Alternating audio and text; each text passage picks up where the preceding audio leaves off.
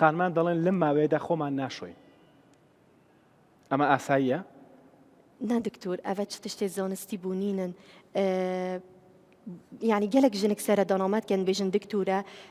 erê bêjneme heke te serê xwe şîşt an te xwe paqij kir dê saykila kêmtir lê êt dê netabî bî dê rasî ev çi tiştê zanistî bûnînin چی diktor دیکە هەیە کە هەڵەی باون لە نێو خانماندا پەیوەست بە سووری مانگانە چی دیکە هەیە کە هەڵە تێگەشتنە وەکو ئەوەی خۆشوشتنەکە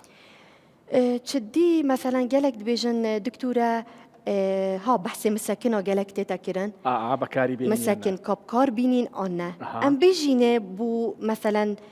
roja êkê ya duê ew karbînin çinîne taybet me hindek dermanê tên em bijîne pûnistan û îbuprofîn ev çinîne bes ekîd çi dermanê tu zêdetir kar bînî yanî hemî mavê saykilê da ev ê karîgeriya hey دەڵێ من هەموو مانگێک بەکاری بێنم کاریگەری خراپی بەسەرمەوە نابێت ئەگەر جارێکیش بێ ئەگەر دوو ڕۆژیش بێ دکتور من گوتە te bû ziyanê yanî heke kêm bît